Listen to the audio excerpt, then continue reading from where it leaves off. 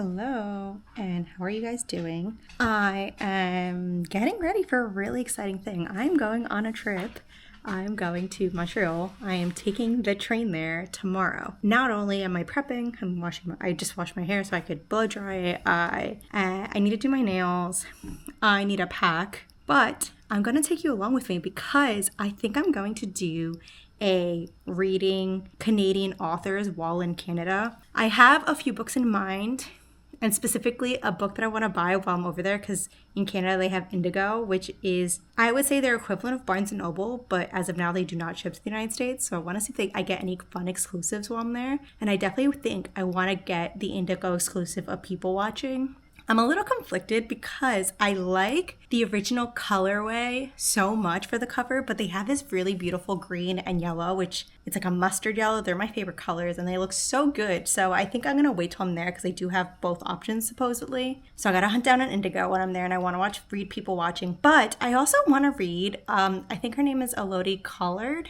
Do not get mad at me. I think I butchered that name so badly. And she's an indie author from Canada. And I think she lives in like the French Canadian regions, aka Quebec, and I don't know any of the other ones. That sounds so bad on my part, but I'm hoping that her books actually take place in in Montreal versus like Toronto, which is not. It's in Ontario, so I don't think it is technically considered like a French Canadian territory, but I do not know much about it. Another author that I'm looking to read while I'm there is, I think her name is Elodie Colliard. I'm going to put her face or her name somewhere around here because I know for a fact that I butchered that. She is an indie author, and I recently, not only have I owned her Kindle ebooks for a while, she always had them on sale, and some of my favorite indie authors have recommended her, but I bought her hardcover set. I'm going to show you them because they are so stunning. So we're on my floor.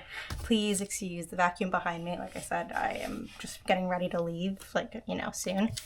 And so these are the covers that I bought. They have these beautiful flowers on each design. They're hardcover, which is nice. And these covers are so beautiful. So I usually do not try to buy, and they have designs that are based on what the book's about. I try not to buy books based on whether or not, I try not to buy books that I have never read an author. I just basically bought 3 books that I don't know if I'm going to like or not, but I really hope I do. So I think I'm going to bring this one with me. It's the last Encore. It is the first book in the series. I'm going to read you the summary and we could try to figure this out together because I don't know much about the series. Avery Clark needs a break between her photography business not doing as well as she'd hoped and incessant family drama that does nothing to ease her spiking anxiety. She needs something to go her way. And that was even before her ex-best friend and talented pianist, Joshua Harding ran into her during an event in Toronto. After he left her suddenly 10 years ago, breaking the only promise he swore he wouldn't. When an opportunity to grow her business falls into her lap, Avery decides to put her doubts and resentment aside and agrees to photograph Josh's sister's upcoming wedding. As they spend more and more time together rediscovering each other and the people they turned into, Avery realizes that maybe the spark she felt 10 years ago wasn't just a fleeting teenage phase, but the past is never far away and an unknown future is terrifying. Could Avery take that leap of faith? And it has a cute little maple leaf on the bottom. So it looks like it's an ex-best friends to lovers. So we'll see. And I like creatives. She's a photographer and he is a pianist, and that sounds so fun. Over here they have a lot of things. They have probably these are all little, what are they called, Easter eggs? They have the music paper, he's a pianist. They have a whole bunch of flowers, so maybe they're into hiking or nature. Maybe it's just the design of this set. It has the camera, it has the pen, which I'm not sure what that's gonna mean, and a champagne cork. So I'm pretty excited for this. So this is the book I think I'm gonna bring with me. I also have the Kindle version, so I might just bring this one as my paperback, my hard copy, and then I'm gonna have the rest of the series on Kindle. So I'll probably have them pre-downloaded, so if I do really, really enjoy this and I wanna keep reading, I can, because then I have the second one, which is Unbearably Yours. Oh, they have quotes on the back. I didn't realize. It's just probably a really popular quote. This one seems like it's going to be Second Chance as well. I'm not sure. And then we have From Paris in love. So maybe this one doesn't take place in Canada. Oh my god, I didn't realize that these books are actually signed. Here they are. That's kind of cute. I didn't even realize. I think this one takes place actually in France, in Paris. So that's interesting. If she's gonna do like a mashup somehow, that maybe that person from that series, they travel or something. Anyways, to make a long story long, as I do, my plan is to bring this book with me. That was the whole point of this whole blurb, and I plan to read this and people watching on this vlog. And if I enjoyed this one, I will continue the series while I'm there, but on my Kindle. Maybe I should put this somewhere so I remember to pack it. I won't forget, but I'm gonna bring it with me anyways.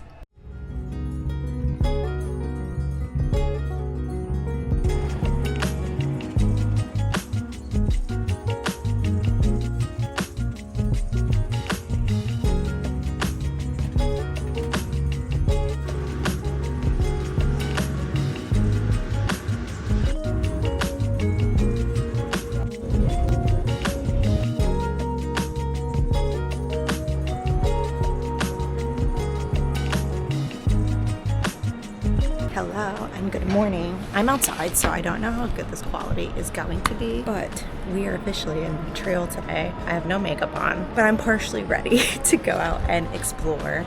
We took the train. It was actually much smoother than you would have expected considering how long the actual ride is. So it was actually a lot smoother than I thought it would be. The longest part was honestly waiting for customs. So the way that it works is that there's an actual stop right on the border between Canada and the United States, and they come in like the Canadian like TSA border control people. They check your passports, they ask you questions. They were really nice, but it did take a long time for them to go from person or group to group to group. But I do have a reading update because yesterday I was on the train, and technically while I was not in Montreal, I was going to Montreal. I've taken quite a chunk into this book. So the book is about 400 pages and I am 270 pages. So I didn't give that many reading updates because the train was so quiet, and I don't know, it's just kind of weird on a quiet train, like I'm the only one speaking. So I did some other things. Like I said, I read, I edited a video, I did some, but I did show you some clips up on the train while I was on the train, so that's kind of cool. So this is the first book in this series, the last Encore, and being about 60% through, maybe a little less than 60% through, I do have some thoughts. I feel like the writing, it isn't the best. I do hear that her books get better, and this is her first book ever written. This is her debut novel, and so I understand that. I feel like this Friends to Lovers was not very convincing, and I also felt like a lot of like the build-up when they see each other again was very like physical, and even though he showed that he cared with like actions, I just wish that there were more conversations had, true bonding moments, and I just feel like that was really lacking, unfortunately. I don't know. I like it because it's quick and easy, and the font is humongous for a book, which I do like. It helps me get through it really quickly. But I do feel like, yeah, I don't know. I feel like there's a lot of showing or telling and not showing, being like, hey, we're best friends, but they don't really show it. The friendship that I believe the most, honestly, is the one that she has with Brooke, her best friend. And it just feels like it makes sense. But everyone else, I feel like they just don't feel three-dimensional enough, which kind of sucks. I think I'm going to continue this series while here. To be fair, this book does not actually take place in Montreal. It takes place in Toronto, but that's the closest I could get. I'm gonna go to Indigo. I think I told you this while I was still at home, but I want to go to Indigo and try to get the hit of Bonam-Young, and she's also a Canadian author, while here, and we'll see what else I find. Any fun like not special editions even necessarily, but like, because I don't like hardcovers, but I like special cover colors. I like maybe a bonus ending chapter. Those are the exclusive books that I look for usually. I mean, I do love a sprayed edge, but I hate a hardcover. So like, you see my dilemma where most hardcover books are the ones to have the sprayed edge versus the paperback. That is my update. I'm gonna go and do my makeup and explore, and later maybe I'll give you an apartment tour of the space. It's not really an apartment, it's a hotel. It's owned by Marriott, but they gave us this huge room. Like, this balcony is ours. And then inside it has like a little baby 2-seater dining room table. It has a full kitchen with a fridge and a stovetop and a dishwasher. It has a washer and dryer. It has a bathtub and a shower. The living room area with the couch and the TV and like a table, and then the bedroom area, but it's all like studios formatted where there's no walls, everything's open plan, but I like it a lot. Like, I'm so excited to be staying here for my trip. I feel like it was perfect, and Michaela was the one who recommended I stay in Montreal, which is very close to the Notre Dame, and it's really convenient because it's close to some of the really big tourist areas, or not tourist, but like high traffic areas in a good way. Like a lot of the restaurants and bars and coffee shops that are open late, they were literally around the corner from us, less than 5 minutes away. So I did like that a lot. I don't know what I'm gonna do today. I think we're just gonna explore and take it easy and kind of see where the day takes us. And yeah, I'll keep you guys updated on this later. Bye.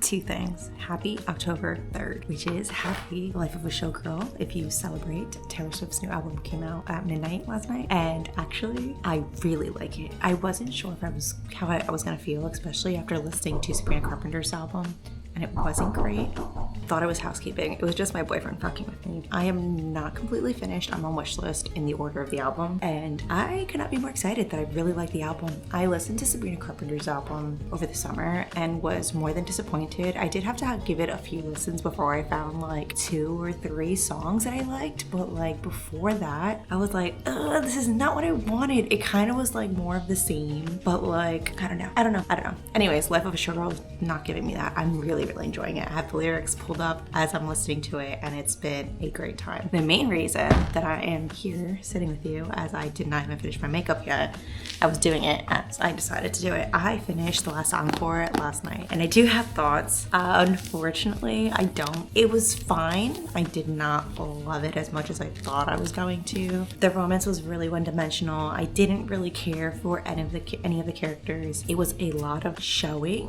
or a lot of telling instead of showing, actually, is what it was. Like, they were like, that was my best friend in the world. But in reality, most of their conversations for me felt like just talking about how attracted they are to the other or how much they missed them in the past, but they didn't really have that many genuine conversations of like re-getting to know each other, because in theory it has been over 10 years. Like, I think they were like 18 or 19 when he went away, and then he comes back, and it's been at least 10 years. No one is exactly the same person in 10 years. Like, you have so much life experience and so many things that have happened to you, so many things you should share, so many things you want to discuss, and none of that was mentioned on the page.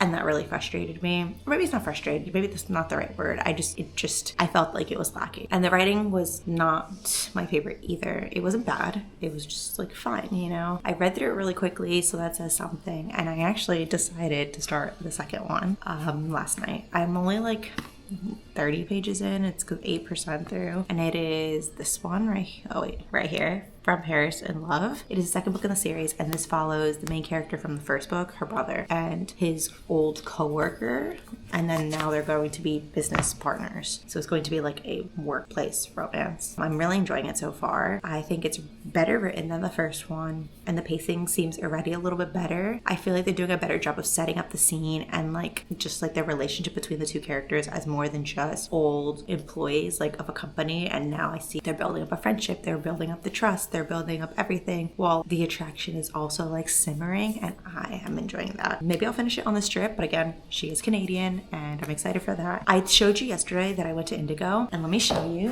I picked up the Indigo exclusive of People Watching. So I was really going back and forth, and I think I explained this to you, whether I wanted the original cover or the Indigo exclusive, because I liked both of them so much. And my thought process was, if I want the original, I could always just get it in the States, but this one I could only get one in Canada. So I thought this was gonna be like, it's just a cool souvenir to bring back, like something that I genuinely wanted to read and I'm excited for. And she's also Canadian, so it also works for the video if I decide that I want to read this right off the bat. So I'm really excited, and it's pretty cool that I got this here. I just want to take a moment to explain how expensive books are in Canada. This book was $25.99 Canadian. I could not believe that. I was shocked. And then I had a 25% off sticker, and it still ended up being $21.46 Canadian.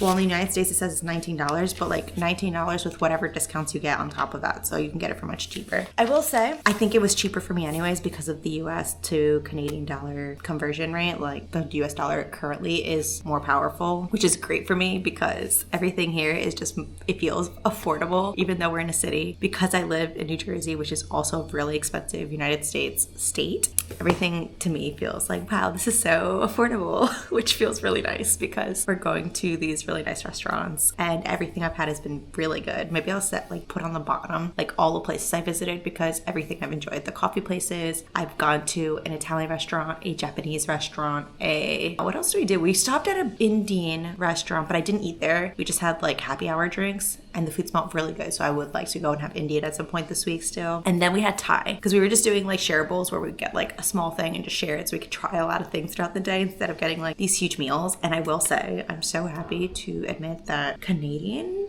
serving sizes are actually like appropriate. Like you go to an American restaurant and they will serve you like this ginormous dish that you would never finish unless you go to like a really expensive place and they do proper serving sizes. If you go to a mid-price range like location, these serving sizes are huge. You always have to take food home. Some of it doesn't reheat well, or sometimes, you know, like there's like a whole bunch of things. It feels wasteful. I always go to a different country and wish that they would actually give me like a normal human-sized portion that I don't need to take home and just charge me a little less. Like I don't want the more food. I don't. So when I come here, it's nice because like we're doing shareables. We're getting like an entree and an appetizer, and we're sharing a lot of the things throughout the night. Except for dinner, we did no appetizer. We did 2 entrees, but the entrees were again good size. They're really like a one-person size. So like splitting both of them, we left like a little bit of one of the meals, and I love that. I don't feel like I'm wasting food. I don't feel like I'm really enjoying my meal. I don't feel stuffed trying to finish it because I don't want to waste the food. It's a whole thing.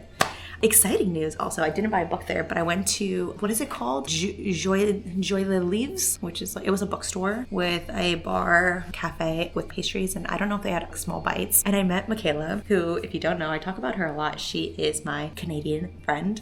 We met through YouTube, so it was really cool because we've been talking for we've known each other for about a year, I would say. And we've been like messaging back and forth, sending voice notes and pictures and just chatting about everything, not just books, for like 6 to 8 months. So when I told her I was coming to Montreal, it was really exciting. And I had a great time seeing her, and hopefully I will see her one more time before I leave. I do leave on, is it tomorrow already? Is today Saturday or today's Friday? No, today's Friday. Oh, okay, we have more days. We have Friday and Saturday and we leave Sunday. The days are going so quickly. Yesterday we did so much walking. We looked at so many places in Montreal. Everything was great. And people are like, again, that perfect, I mean, they're more friendly than we're not where I come from, but they're also like that perfect standoffishness. And that doesn't bother me because where I come from, that's where it is, like standoffish niceness. I've been having such a great time. I don't know much of the reading I'm going to get done today, but I will bring my Kindle. We're going to a coffee shop in a little bit. The same coffee shop as yesterday. We're going to get croissants and coffee, and then we're going to explore the day. I don't really know what we have in store for today, but I know I'm going to have fun. So I'll talk to you later and I'll keep you updated.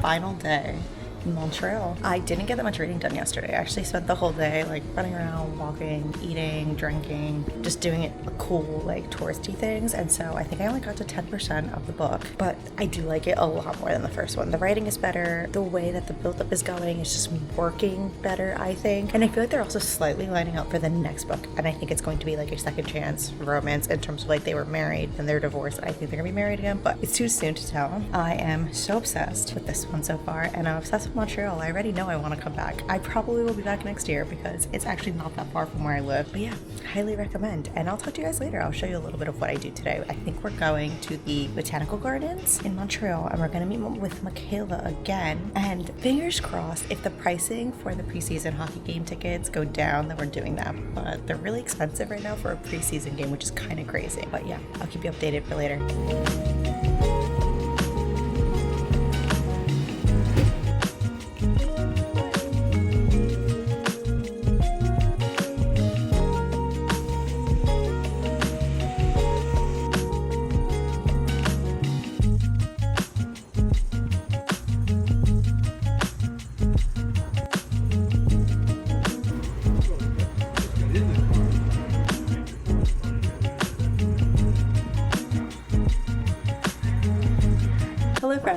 we are back from Canada. I don't know if you saw, I finished, well, you did see, it's been a few days for me, but it's been one video for you. I ended up finishing the first book, as I mentioned, which was The Last Encore. Then I finished the second book. I finished From Paris in Love. While I was on the train home, I basically read most of it. I think I was at like 12 to 20% before getting on the train, and then I got on the train, and now so then I finished From Paris in Love on the train, and it was much better than the first one. The writing was better. The plot was cliche, but it was really cute. It was like a workplace romance. They were friends while working together. Her boss was also her husband, and so he got to see a lot of like the inner workings of their relationship. And while he always had a crush on her, he obviously didn't do anything about it, but he also saw the mistreatment from her husband. And so they get a divorce, her and her husband, and she leaves the company because of that. And maybe a few months later, he was being mistreated at work by the same boss, and he also ends up quitting and gets basically a proposition from the girl, and basically is like, hey, I think we should open our own PR company. And so they end up working together. So they end up being co-workers but co-bosses at the same time, and they pick up people and they're building this company together. And so they do a whole bunch of time jumps. So from the moment that she quits to the moment that he quits to the moment that she comes up to him to offer him this new business. And then it time jumps to them basically working on the business plan together, and then officially opening the business is where the most of the book is. Like that is the meat of the book. And so they basically have this huge client that was from their old company that decides to follow them. And the whole book is basically them balancing out both being bosses while also both trying to be professional, while both having a crush on each other, while trying to get this client like completely locked in. They invite them to Paris because they are a wine company, and they're trying to introduce their Canadian wine, into France. And so they want the best of the best, so they want the two bosses to both go and do this project. Obviously, the lines get a little bit more blurry while they're away from their main life. The story was fun, and it was also really fun because I think I mentioned this in an earlier clip, but this book follows the brother of the main character from the first book. I think because of the writing being so much better than the first book, I think it was so much easier to feel connected to the characters and feel just care. I just cared more in general. The first book I felt like, I'm sorry my fan, I don't know if you hear me because the AC just went off. I didn't care so much because I think the writing was a little rough around the edges, and I also felt like the female main character was just a little bit frustrating, and I just wanted to shake her. And it kind of sucked because I feel like her circumstances and her life struggles made it completely valid for her to feel the way that she felt, but then she was annoying and like completely unlikable as a character, and kind of based on how she was written as a character that made it difficult. But in the second one, both of the characters were better written, and so I feel like I enjoyed it more. And then on the train, I finally started the third book, and that's kind of where we are now. So I think I'm just gonna finish the third final book in this trilogy while at home, and that is Unbearably Yours. It's the third one. I'm about like 4% in, so I didn't get very far, but it's only Monday, and I think I'm just gonna finish that out and just share with you my thoughts, even though I'm home from Canada. This one follows the sister from the second book, like the main character, her sister. So you find out obviously from the second book that their mother passed away when they were not young, but kind of on the younger side, and this really, really damaged this sister. And so she basically runs away from a lot of her issues. She ends up going into journalism, and she basically is flown all around the world for like environmental journalism. I don't know much about the male main character yet because he was not introduced. Like, we do not know much about these characters at all. The first book to the second, there is a lot more hinting at like the situation that you're going into, but in this one, all I know is that she is a journalist that's traveling, and she gets called back home for some reason. We do get a little bit of the male main character, and he seems to be basically her pen pal, question mark. It's kind of hard to explain, but like I said, I'm only like 2 or 3 chapters in, but it seems that when they were in college, they were both in a journalism program where they signed up to have a random pen pal to basically write interesting information about themselves while also sharing random articles that they had either written, which I'm not sure, or things that they want to share. Like I said, I'm not entirely sure like what the articles are exactly, but the names are anonymous. They only use first initials. They only have an address, and I think that's pretty much it. So they don't know if they're talking to a boy or a girl. But from what it seems like, because I've only gotten one letter from each, it seems that they really cling on to these letters while they're in college without even knowing who the other person really is. The male main character seems like he comes from a small town, and I don't know much else. So I'm interested to see how it goes, because I do think that the writing is just as good as the second one, maybe even better, and that makes me really excited because the first book was really difficult to get through. But I'll keep you updated later. I'm just gonna do straight reading updates only because this was supposed to be finished in Canada and I'm home, and I really thought that the perfect final touch is to read the whole series. It's 3 books, and I should have estimated correctly how much I was going to read in just a handful of days. I wasn't even there for a full week. I was there for 4 full days, I think, or 3 full days. I got there Wednesday night and I left Sunday, so it wasn't really that much time to actually read while there, and of course I was exploring and doing other things while there. I was really busy. On a brighter note, I had a great time in Canada. It was beautiful. It was so fun. I found the people to be very nice, or perfectly nice, if that makes any sense. Again, I come from New Jersey, where people are a little standoffish, a little bit mind your own business, a little bit just like fast life, fast pace, and I feel like this was a lot slower. The people were more than willing to answer questions and just chat. I mean, especially when there wasn't so much of a language barrier. I went to Montreal, and Montreal seems to be a predominantly French-speaking city, with the exception of like people who are not originally from the city. A lot of people predominantly spoke French as their first language or as their primary language and seemed less comfortable speaking English. But for the people who wanted to chat with us, everyone was so nice and helpful, and I had a lot of really great conversations with people from the area, people who gave us recommendations on what to do and what to see. We went to see the botanical gardens. We mainly did a lot of coffee and going out to like bars and eating delicious food. Everything we had tried was phenomenal. I ended up meeting my friend Michaela, and she hung out with us twice throughout the trip, and it was really nice for her to take time out of her busy schedule to, actually take the time to sit and chat and hang out with us for a couple of hours. We went to a really cool wine bookstore. I did not get anything. I did have self-control, which made me really proud of myself. I think I told you this before. I literally was going into this where I mainly wanted to get people watching, and if it makes you happy, I would get a copy of that, but I did not find that anywhere, and so I did not purchase another book because I'm really just trying to kind of bring down my physical TBR. It's a little embarrassing how many books I actually own. Yeah, then she went to the botanical gardens. Like, her and her boyfriend met up with me and my boyfriend, and it was just really cool. Like, she's so nice, and I hope to see her really soon. I know we're planning on doing another Montreal trip maybe next year. Fingers crossed, if everything works out, that will be what happens, and we'll just drive up instead of taking the train next time around. But if she ever makes it her way down to the New Jersey, New York area, I probably will hang out with her as well. It's so nice to meet people in real life and find that you click and enjoy each other's company in person as much as through text and voice messages and pictures and all the things, on top of me watching her YouTube videos. So like, it's kind of like very cool to put all of those layers of herself that I've met through different forms in real life. So, and sadly I didn't get a picture because that's how it works in real life, you forget. Well, I had a great time, and I'll give you another book update once I get further along in the book, but we'll talk later.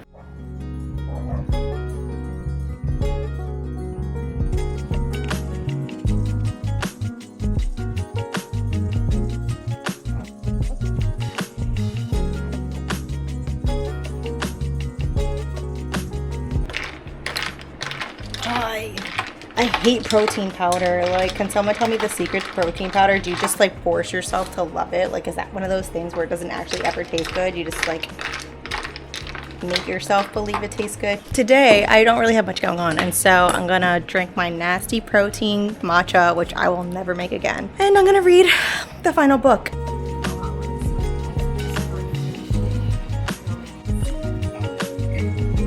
Reading updates. I spent last night staying up really late, and I read a lot of this book. I am about 77% through, almost 80% through. The growth between her books has been kind of crazy, because the first book I didn't really like. The writing was not great, and like, I saw the potential, I saw what she was trying to do with it. It just, as someone who reads a lot of romance or reads a lot of books, sometimes it's hard for a book sometimes to stand out or feel special or give you all the feelings that they're really trying to make you feel. And so in the first book, I definitely felt like it fell very flat. Sorry, I washed my hair and I really just don't really know what to do with it. It's getting so long that it's not even curling. It's an interesting predicament to have, but it's easier to manage, I guess. Anyways, so then I got to the second book and I saw the growth. The writing was just better, but there was still something missing. And it wasn't bad. Like, I enjoyed it. I think I rated it a 3.5. It was fun. It was quick. I like her books because they're quick to get through. So then I finally got through to Unbearably Yours. And right from the get-go, it has a lot of tropes and like themes in the book that I really enjoy. So this is a second chance romance. It is a dual timeline, but it's not a dual timeline where they're telling the story like in two timelines. Actually, the main characters used to be pen pals, and I think I explained this before, that they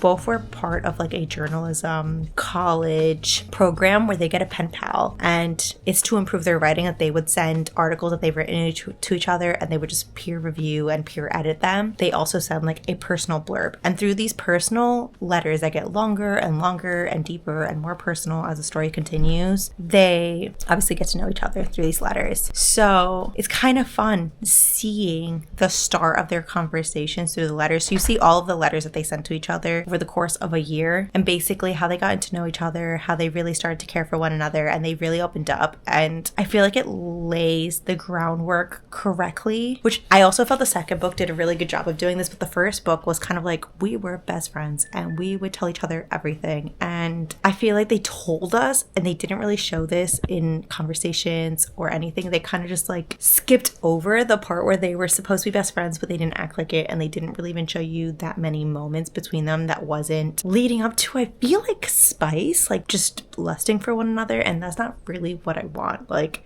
personally, obviously, some people, you know, if you go into it and you're like, I want a spicy book, that's one thing. But like, when I'm looking for like a cozy or a comforting, just traditional like contemporary romance, I need the buildup. It cannot be insta for me. I don't like it. I feel like it feels silly. Again, this is not, if this is like a one night stand trope, that's different, but it's not. So all of her books, the characters have had a long history of some sort of relationship with one another, but we just don't see it on the page a lot of the time. But in the second book, you see it a little bit because she does scenes throughout a year, and they'll show you like pages throughout a year of what's happening. And I explained this earlier in the vlog. And in this one, it's the letters. But I think it works the best in this one with the letters because you really, really get a good feel of the emotional connection and friendship and comfort and trust that they had in one another. And so I'm really excited because I think it's getting to the point where the conflict is going to be brought up and then resolved, because they were supposed to meet up like a year after they started the letters in person, and for some reason he did not show up, the male main character. And up to this point there's been like hinting like he feels this guilt and she feels this anger and just like this rejection and humiliation for showing up at this random airport, kind of in between both of them, sort of, and to be waiting forever and for him not to show up. And so obviously you're seeing them kind of like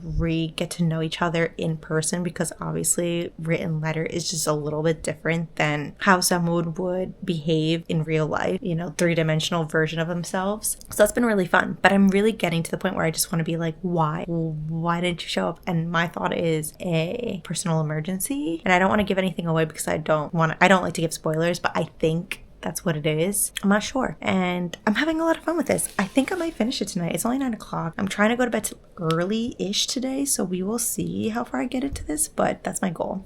And so I'll keep you guys updated. So I officially finished Unbearably Yours. It was so cute. It was a little predictable. Like, I did kind of have an idea of what the conflict was, but I didn't mind. Like, I didn't need to not know. Like, it didn't have to be a secret. Like, I mean, sometimes it's like shocking when you get a plot twist that you don't expect, and this book was almost exactly what I expected, but I liked it. The writing was the best one so far out of the 3 that I've read of hers, and it was really fun to see actually the growth of her as an author. And I think I would read her latest book. I think it was called Hoax and Kisses or something like that. I definitely will give it a read very soon. But yeah, I think this is where I'm going to end the vlog. I ended up rating this a 3.75 stars. It's kind of nice to see that like her books did steadily improve and progress. Like, I went from a 3.25 to a 3.5 to a 3.75. So the growth is there, and she's fun. It's easy. It feels heartwarming. Found Family is pretty cute too. All the people that you've met in the books. I'm curious to figure out where the new story will take us, because the trilogy or the standalone books, wait, what are they called? Connected standalones?